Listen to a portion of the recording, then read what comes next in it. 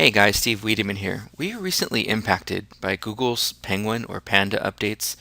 All the traditional link building that you used to do, requesting links and building all these social profiles everywhere and bookmarks and all the other stuff that we used to do to try to gain better visibility in Google not working anymore. Well, in this workshop, I'm going to give you some exact things that you can start doing right now to get better placement in search results by link building in a new model that I think will be easier for you, maybe a little more time consuming, but it will definitely prevent you from ever being penalized or having to worry about the suspicious link warning that you might see in Google Webmaster Tools. So without delay, let's kind of jump into our workshop. Okay, so real quick before we even get into some of this advanced link building, I just want to, in 2 minutes or less, tell you what I believe are the core principles of search. One is making sure that your content is relevant to the query that a user might make. So, for example, if you search for SEO expert, I have a page on my website that shows up somewhere on the first page of Google. That corresponds to the word SEO expert. So, without that page of content, you've got the potential, or there's the potential of a competitor coming in and creating a specific page of content that's more relevant to the query that somebody made than what your homepage might be. Your homepage from now on is your brand name. So anytime somebody is searching for your brand, your homepage should show up. Anytime someone's searching for your service page should show up. You get the idea, right? That's relevancy. Off-page popularity is what we're going to be talking about today, and that is how Google sees your visibility online as Googlebot crawls through the web, and Bingbot. We don't want to leave out Bing. Google still has 66% market share, so we kind of tend to lean more toward Google optimization, and Google has been really heavy in terms of link building as a weight and off-page visibility as a weight toward their ranking signal. So in thinking about popularity, we're talking about specifically links to your website. However, in recent times, Eric Ward, if you do a search for link building expert, he's like the number one guy. Eric Ward has made it clear that Google looks at links differently. It's not just about the anchor. In fact, in the interview he had with Google, he said, "Hey Google, with all these recent changes, has your formula for what you display in search results changed from being about links?" And the answer was no, it's still about links, but what they define as a link has changed. So that means, to us, that means that if your brand is mentioned somewhere and Google correlates that brand name to your web page already, which you know because you'll see site links show up, then it's a signal. So off-page popularity isn't just links anymore. It's about getting mentioned, about getting featured, getting talked about, discussed, engaged with. All of those different factors come to play when it comes to how popular you are online. And then user behavior. No matter how awesome your page of content is, and no matter how popular your web page or your website are, it's the user behavior within the search results that's going to determine your long-term positioning. And you can see this very clearly in Google AdWords as click-through rate, the ratio clicks to impressions that show up in your browser when you do a search, are a major signal of what Google uses to determine your quality score. Same thing on natural search. If you have a low click-through rate, nobody's clicking on your listing, there's a high probability that Google will think that you're not relevant to that query. Even worse, if they return to the search results after clicking your page because it wasn't mobile friendly and they're on a mobile device, because it took too long to load because you had all sorts of crazy images and JavaScripts running, and they go back to the search results and choose somebody else, it's a signal, a negative signal, that tells Google that you might not have been as relevant as they had hoped. So that will continue to move you down in the search results as opposed to up. So something to take into consideration. Very important principle. Today we're going to talk about principle 2, which is off-page popularity. So link what? Why is building links important to achieve higher ranking in the search results? Well, of course, having that popularity is absolutely going to be important. What you see here is this funny little diagram that I don't necessarily believe in, but I thought it was a really interesting diagram to display how Google might crawl the web and access your website. So you can see all of the different websites across the web, and then yours, Google crawls through all of them and basically gives you more credibility, and you move up in the search results. It's sort of like building roads to your desert, you know, um, desert Holiday Inn or something. If you've got something out in the middle of nowhere and you've got this oasis, building roads to it will definitely get people to come. So Google Panda started in February of 2011, and it's been just destroying businesses, particularly those that use manufacturer product descriptions. So if you're a retailer for a manufacturer, and that manufacturer has their product description online, in a lot of cases we've seen smaller businesses and e-commerce websites impacted because they were using the same content that the manufacturer provided. Well, Google usually only gives higher placement to the content originator. So a lot of businesses that were curating content or using content that was already online were negatively impacted from that Google Panda change. And that Google Panda is a constant algorithm change according to Google.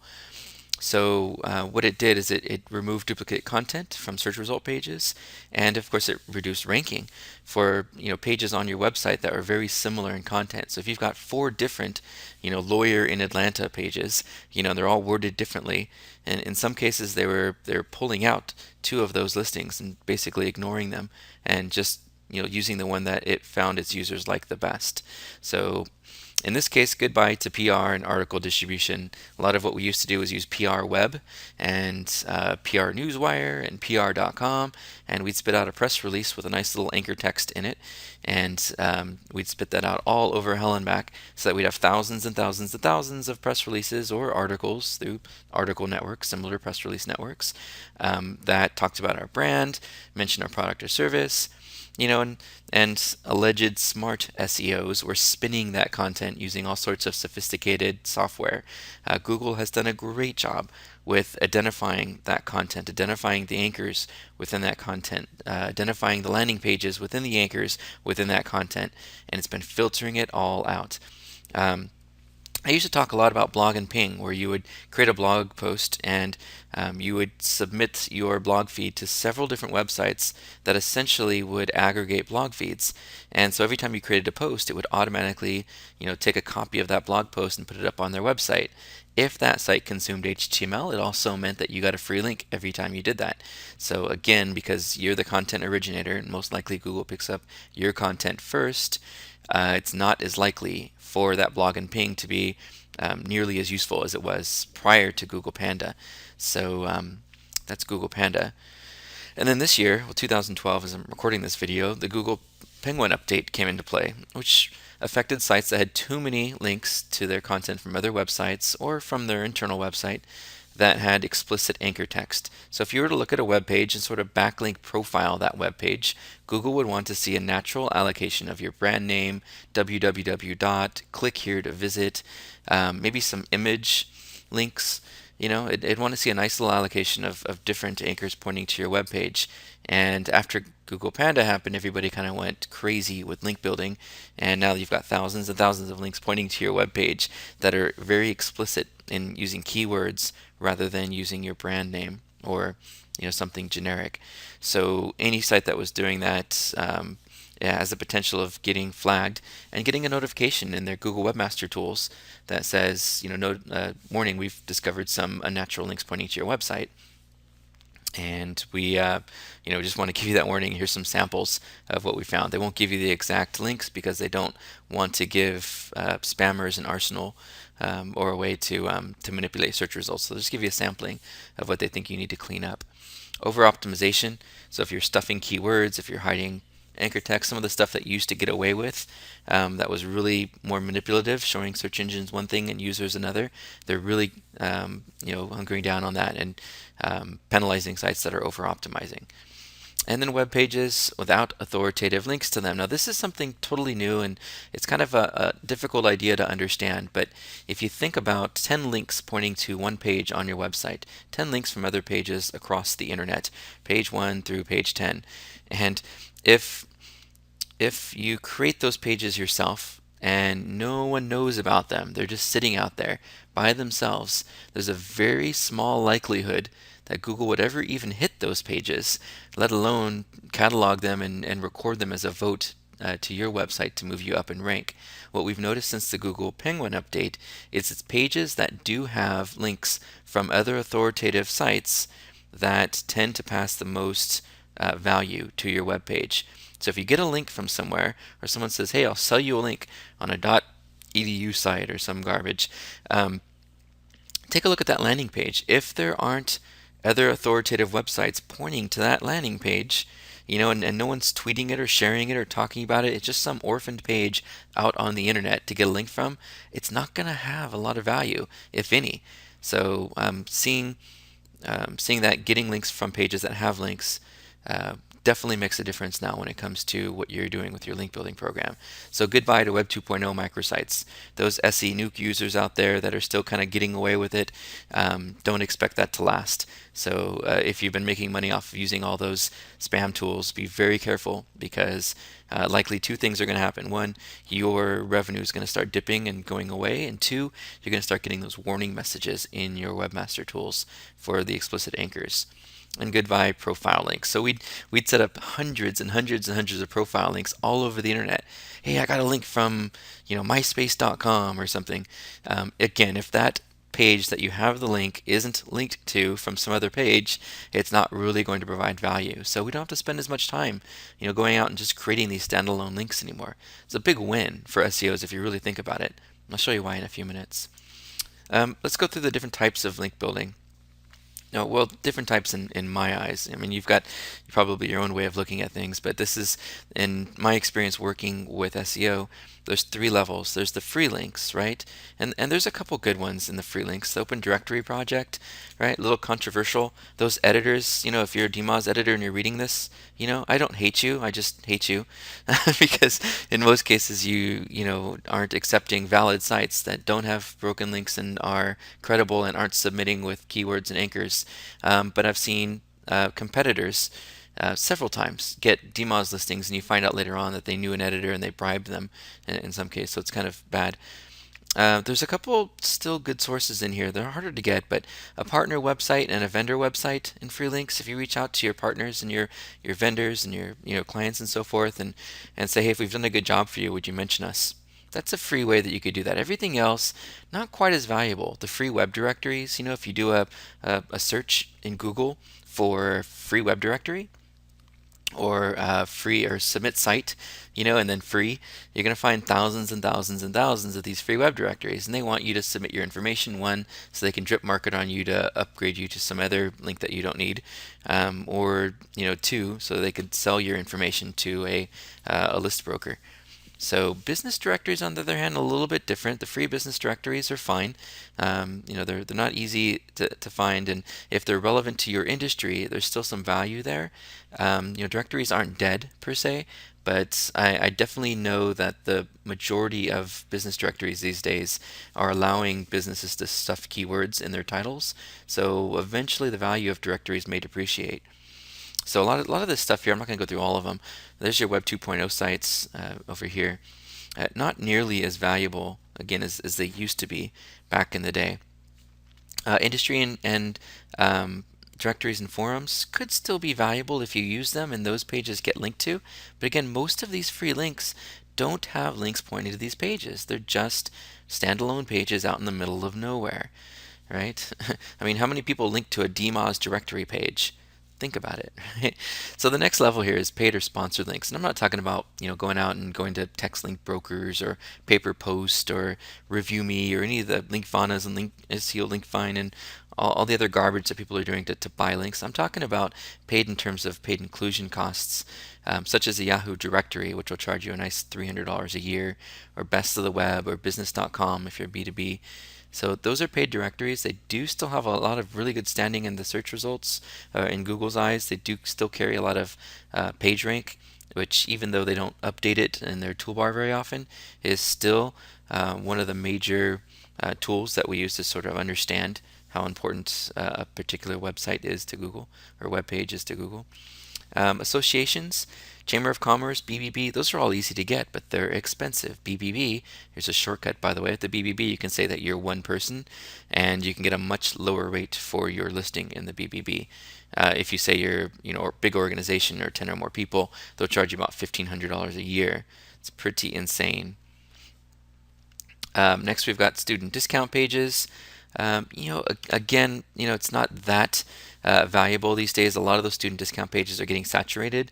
If you do a star or site colon star dot edu space in quotes student discounts, you'll find a lot of student discount pages, but you'll notice that they're getting really saturated because SEOs are using them as a way to get links, and a lot of times they're linking to irrelevant content.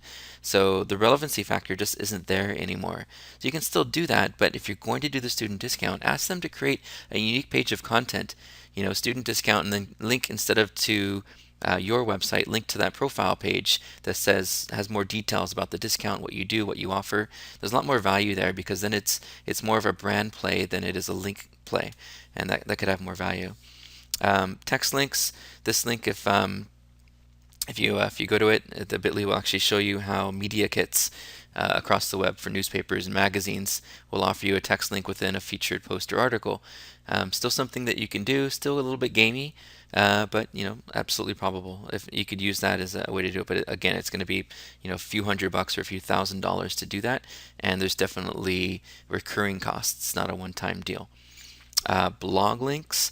So you could do a Google search for your product, service type, or industry information or topic, and then go on over to the left sidebar of Google and choose blogs, and you can find a lot of really good opportunities. But those bloggers know that they have clout in their industries now, and they charge an exponential amount of money now, a ridiculous amount that's not even worth it in most cases. Other things that you can do here. This is sort of tier two. Tier three gets into more of the higher end stuff, and you can see my sarcasm here, right? Bribe a DMOZ editor, bribe a news publisher, bribe a news editor, pay for premium PR, $4,000 or $5,000 a month for a PR agency, by the way, and they all know what SEO is, and they know exactly what you want, and they're going to string you along for 3 or 4 months, and if you're lucky, you might even get a feature somewhere in some small local publication, because it is a war out there, and everybody wants links. Screw the article, screw the PR, we want the link. I guarantee you that's what every business is thinking right now. Industry destination feature. I'm in the tech world, so Mashable, TechCrunch, Lifehacker, those are all sites that I use that would be a good source for a feature. I've got a few features in like Word Tracker and some other places, just by providing content and being a guest blogger. News. You can pay for premium sponsorship. You can donate to a big charity. You can also go to some of the .orgs that are out there and donate a significant amount of money. If you do a significant amount of money, they'll give you a full page write up. So all of these things have really high costs, and you don't really want to spend a lot of money on it because long term, as Google shifts and changes its algorithm, you might find out later that, hey, all that stuff I did was for nothing. I have some other jokes in here, like trade in your home to the Wall Street Journal to get a link, lose your dignity for a reality show, or sell your soul to Google. So those are all different ways that you could use that third level, the really high-end, most valuable links that you can get. So I'm going to show you in a few minutes how you can still get publisher, editor, magazine, newspaper, and authoritative links without having to pay all this money. It's going to be a pretty neat exercise for you and sort of change your mind about what you're doing with your link building. I'm going to start with 8 powerful link building strategies. I'm not going to roll through them all right now, but we'll go through each page individually. It talks about it, and these will definitely make a difference. If you can do, there's 8 of these, so if you can do 1 of these per month, then you're doing a great job. You're doing a lot better than not doing anything at all, or worse, doing the spammy column 1 stuff that doesn't really have value. Let's start with the first one. Be found where competitors are. This is the easiest thing that you can do. Simply use these tools, OpenSite Explorer, Ahrefs, Majestic SEO. Watch this video, and it'll take you through how you can find out where competitors are getting their links.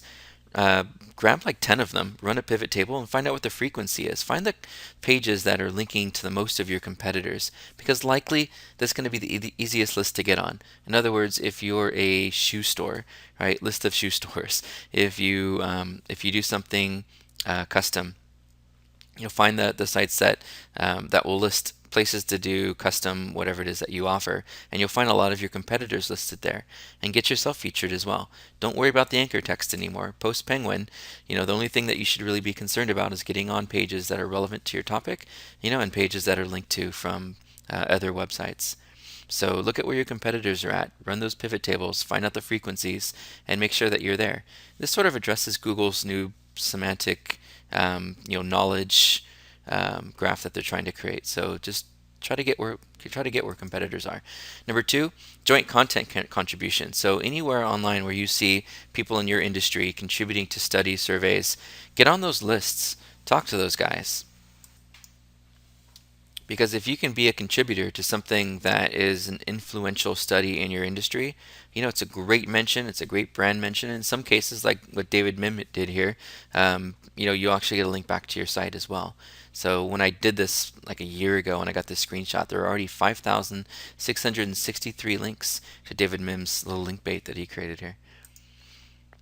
Going to the next one, advanced tutorials and how-tos. Bruce Clay, right? That's how I learned half of what I learned in SEO is by reading from Bruce Clay. He's got this tech tips page that was like my homepage while I was doing search about how to do all sorts of unique on-page SEO techniques. So this particular page, when I ran it again, had about 245 inbound links. I'll bet there's a lot more than that now. Create a controversy. It's something that, depending on your company and who you work for, that you might not be able to do. But, if you can put a play on it or a spin on your title where it seems controversial, but it actually is not, then that could be a win for you. This particular post was, and 72 people were linking to it, referencing how this guy said why people hate SEO. And it created this big conversation that spawned a lot of viral sharing. Conduct research and discuss business results. So good content picks up links fast. Ian Laurie and I went back and forth and we're talking about breadcrumbs and how to create breadcrumbs. So other people that are creating tutorials about how to optimize your web page are linking to the conversation, saying, "Here's Ian talking about how to do breadcrumbs." So it's a really good way to provide useful content and get other people to reference that content. Whenever I have a problem that I can't solve and I look online and I can't find an answer, the first thing I do when I do figure out the answers, I do a post to say, here's the answer to this question. Number one for me, because if I ever have that problem again, I'll know how to find it. But two, for other people that have the same issue. You won't believe how many thank yous you get for that. I'll show you after this presentation. You know what? Let me jump out of the presentation and show you a good example of how you could do that. I did one with video. Let's pull open a video.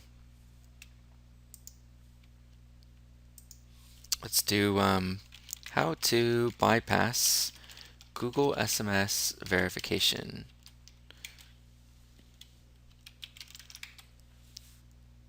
And right there at the top, because I could not figure out for the life of me as an agency how I can provision Google accounts for my clients when it kept requiring SMS verification. So I created a video on how to do it. And sure enough, 27,000 views later, it was a useful thing. And a lot of people were thanking me. Hey, thanks a lot.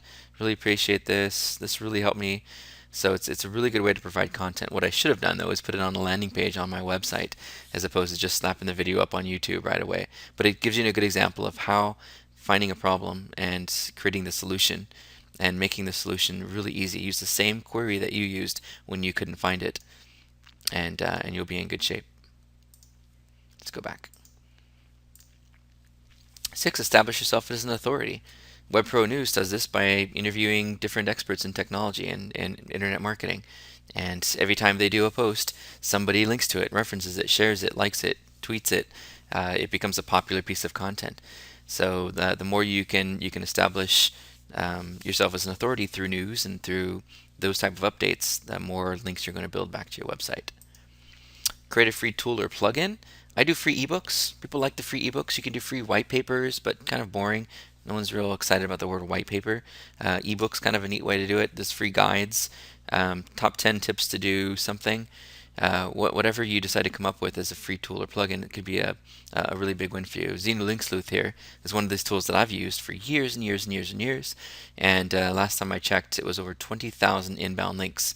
Tools that you can use to help with your SEO, and everyone would point right to Xenu Link Sleuth. So kind of a neat way to generate links.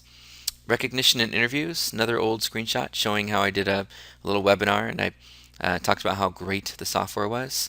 And in that whole post, I had mentioned the software specifically, Instant Presenter. And sure enough, after I had done that post back in 2010, they actually linked back to the website and they gave some recognition to it. So real big win for uh, for us in mentioning somebody. Doing recognition is a huge way to get some real serious clout and some other recognition. Let's jump out to the presentation one more time and give you another recent example. Let's go out to Twitter and let's take a look at my recent Twitter status, and I'll show you some examples where I've given recognition to people and it's made a ton of difference. So let's see here. Let's see if I can find a really good example for you. Okay, here you go.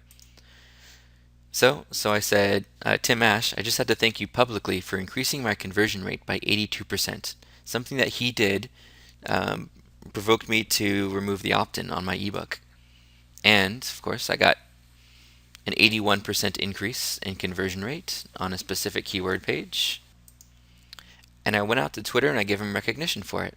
And the win there was that someone else who follows him says, "Great news! Tim Ash is the optimization god." And Tim Ash replies, "Wow, that's quite a promotion." Well, why that's important to me is because my name, my brand, which is linked to my website, was mentioned by someone with 15,355 followers. In my industry, that's kind of a big deal. So huge win. I did the same thing recently with another service provider. It was Cloudflare. I did a tweet that said, "I just called to say I love you," and I showed them a screenshot, recognition of what they had done for one of my accounts. Because of their software, my pages loaded significantly faster. And it was great because they actually retweeted it and they said, "Channeling some CV Wonder, wish more people share the good stuff, much appreciated." Looking at Cloudflare, another 15,000 followers in 1 week, probably over 2 weeks. My brand, my name, my Twitter handle was seen by over 30,000 of other Twitter followers. It's kind of neat, just showing you how recognition works. Let's go back to our pres. All right. So the difference between link building and link baiting, real quick. Link building is, we're going to go out and we're going to dig and dig and dig and find, links that we think are going to add value, and it's going to take forever and ever and ever, but it's worth it. And I'm going to show you a technique today that you can do, and you can still use this technique and build some really good links.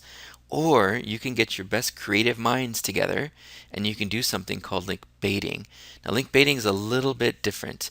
So we're still going to be creating pseudo link bait or similar link bait that requires a little bit of outreach as part of the new program that I'm going to present in a few minutes. But traditional link baiting, the really good link baiting, is a way for you to create something on your website that everybody loves.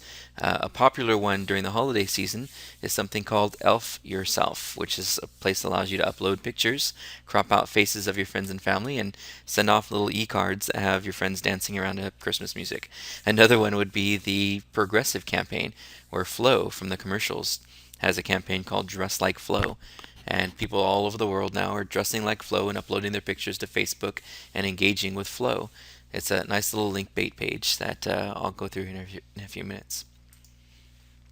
So here's 4 powerful link baiting strategies. Offer quiz and certifications, widgets and embeddable objects, frequently updated surveys, and of course being a source for industry data.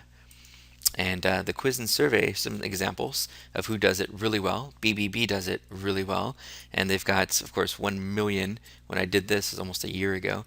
1,205,000 links to the root domain, and over 44 million. Over 44 million links to subpages because people are linking in to their profile on the BBB.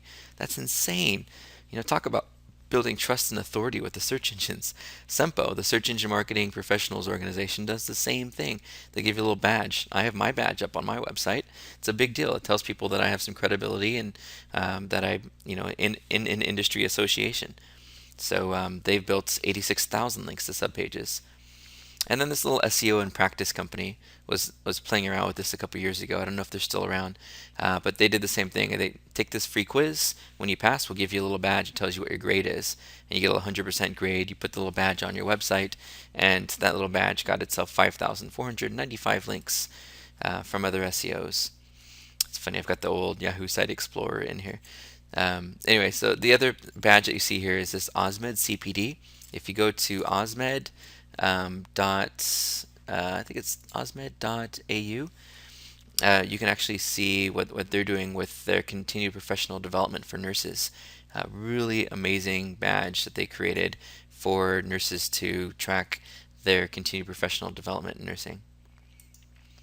Widgets and embeds. So there's some use cases for widgets and embeds. You've got the click to call, which would be like a Ring Central type thing, where you've got this great little button at the top of your website, and the person who gave you that button might inject in a nice little link here. Remember not to use keywords anymore. Use your brand, or click here, or get your own, that sort of thing. Explicit anchors will get you in trouble. Here's a motivational tips rotator, just some code that we give people. You want this motivational tips rotator? Copy this code into your WordPress site, or you could probably even create a WordPress plugin and do the same thing. And we've got this nice little iframe that has the rotator, and right below it, there's some text here. This example is a little bit too explicit, motivation for employees, but why not come up with 100 different versions of that and have it rotate so that whoever picks up the code picks up random anchor text? That could still be a win for you. Just don't be explicit. Try to modify your keyword a little bit with your brand name or whatever you need to do. Here's a weather widget. Same thing. Your link goes down below. It's an idea of how you can use widgets and embeds. I think it was Search Engine Land did something with the Star Wars where you could be like an SEO Jedi or an SEO Sith. That was pretty cool. I had that badge up for a while. Frequently updated survey results. So I'm going to give you an example in a minute where we did this. We just ran some surveys on something, and that was kind of a hot topic, and we got some really great links out of it. Census.gov, David Mim. I got this little beat the autocomplete that was an example of sort of doing the same thing, but I never really pursued it. Kind of neat little article, by the way, if you get a chance to watch it or to check it out.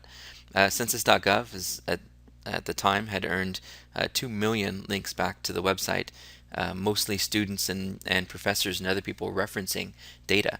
So the more you can provide data, research and data, the more authoritative websites will reference you in their articles and so forth. Be the source for industry news. Talked about this a little bit earlier. Authoritative content, very, very linkable. Search Engine Journal, for example. Wall Street Journal, Pizza Marketplace, anyone can do it. Modern Woodworking. If a modern woodworking website can get 573 links back to their website because they're producing industry news, then you are, no matter what in your industry, you're capable of doing the exact same thing. So as you see here, anyone can become an authority on what they specialize in. Anyone, even me, I'm just a tech geek who started writing about SEO, and next thing you know, people are saying, hey, can you write me another ebook, or can you give me that cheat sheet that you had? And just an amazing way to build yourself up as an authority. So here's the new layout idea. This is a concept that I came up with over the last couple weeks that I think will work well for just about any business. No matter who you are, this technique for building links will be better than any Web 2.0 profile page or forum link that you'll go out and try to build. This will be better than any free web directory or pay for bloggers to link back to your website technique. And it will save you thousands and thousands of dollars from having to go and pay for expensive PR. So what you're going to do, forget the 2003 link building, or if you're in New York, forget about it. Just forget about it. It's just not going to work anymore. And in 2013, what I want you to do is I want you to research hot topics. This is 2012. There's only about a month and a half left of 2012, so I thought I'd mention 2013 as the plan here. But let's just say it's 2013, 2014. We're going to research extremely hot topics. You can use Google Trends. If you don't know what that is, just Google Trends and you can find out. Find out what's going on right now in the world, in your industry. Go to industry websites and see what all the buzz is about, right? And then do some research on those topics. Identify resources that you can reference, like Wikipedia and authoritative sources that you can reference in your research. And identify authors, specific people in the industry by name that you might be able to include as part of this content strategy. Then what we're going to do is, and these are, by the way, these are different roles. You've got a researcher, an engager, a publisher. You've got your link builder himself. These are all different roles, and you can assign all of it to your one poor person who's managing all of your internet marketing, but they're probably going to light their hair on fire and run out the building screaming. So don't if you can't, don't give them all of these roles, because um, there's enough data that we can dig into and provide to give us the absolute best content in the world. And if we get featured and mentioned and shared and talked about enough, it's so worth it to have the one role doing nothing but this research. So the engager comes in after all that research has been done and starts to engage for opinions and quotes and does surveys and does polls and feedback, uses LinkedIn and Facebook and all of the different social sites to gauge authority figures on the particular topics that we're writing articles about. Can I quote you in an article I'm writing? Great. Can I get your feedback or your opinion for a study that I'm doing? People love to have their egos fluffed, and if you mention, "Hey, I really look up to you as an authority in this industry, and would love your valued opinion on this particular topic," you can get their feedback, and I'll show you why that's important here in a minute. Publish your content without mentioning your service, no matter how much your boss or the person who's really grumbling about the bottom line is going to argue you on it. Don't do it. Publish this content to be absolutely non-salesy, right? This will be top five shopping or top five Christmas gifts for 2012. Don't mention, the brand. Don't say buy it here for only $13 or anything like that. Just say here's the top gifts for 2012. Just be very specific about the topic and less specific about your service. And then the outreach person, right? This is probably one of the only things that you can't really outsource. It's got to be somebody with some pretty decent English and grammar. You're going to want that person to go out um, and find the different authoritative sources. Well, the researcher is going to give you a lot of that data as the operator to give you the example, set the date to last 30 days, and then from that, the outreach person is going to take that big list, whether you've uploaded it to buzzstream.com or using a Google spreadsheet, however you have to do it, make your big list of those sites that you think would mention your article. If it's a .edu site, here's an example, site star.edu, your topic here. Now, there's still a potential, there's still a chance there that page you're getting a link from isn't a very popular page. So do look at using those tools I showed you earlier, Open Site Explorer, Ahrefs. Do look at those to make sure that those are pages that are getting talked about, discussed, and linked to. Otherwise, edu or not, it's not really going to have much value to you. So that outreach person is going to go out and start communicating with the people that the researcher identified as being really good sources of potential linkers. So we'll go out to those linking pages and those authors and say, you've written a really awesome article on a topic that we've also written something about. Because we talked about something a little bit different or a specific subtopic of what you talked about, would you be interested in adding us as an additional resource or further reading on the article that you wrote? If so, we would really appreciate it. And if you don't get a response, you can come back and say, if I know you're really busy. We think we're a great resource for your article. We'd love to send you a special thank you from our office. Don't so much offer money, but you could send them a gift card or a Starbucks thank you. If they're willing to take the time to do that, but don't tell them what they're getting. Just say we'll send you a thank you. It's a great way to do it without actually bribing somebody. And then have your content used, as you see here, as additional reading, additional references, further reading, anything that you could think of that would be a good play for the particular article that you want to get the link from. And then the next step is to go out to those people that you've researched that participated, and you say, "Hey, thank you so much for providing a quote for our recent article that we published. Here's the link to it if you want to share it with your friends and your followers." And it's a really super awesome way to get those people to share your content, particularly because they were featured in it, and hopefully you fed their ego a little bit and given them some fantastic titles within that content so that they look at that and go, "Oh, look what this person said about me. I'm important." And then they go out and they share that link everywhere they possibly can. So that's the new layout idea. And I think if you do this, and it's a Monday through Friday thing, Monday you research, Tuesday you start engaging for more feedback and information and insights. Wednesday you get that piece of content done, or mostly done. Thursday morning you publish it and you go out and you start telling all of these other authoritative websites about that content that you created with links to authoritative resources, etc. And then Friday, you just continue to build links and build links and build links by engaging with people who've written topics where we would be a good reference. Next, so here it is in action. Here's the link bait. Here's the link that we earned from a .edu domain, talking about the port on the iPhone 5. Really long post that we did with a video and with some other cool stuff in there that we thought would be useful to the readers. We mentioned some authors. We mentioned Pete Cunningham and Farhad Manjoo. And then we also linked to additional references. So if you wanted to do further reading in this own article, we linked to authoritative content. And of course, at the bottom, we put a little link to take our survey yourself if you're reading the article and you want to participate in the survey, and then a tally of the last survey results. So, really amazing content. You've got lots of great references, resources. You've featured several experts, and you've given a way for the user to engage with that content. And that, my friends, is the Neo link building strategy that I've been talking about on Twitter and to all the people who've been to my workshops lately. Give this a try. Have me take a look at your content.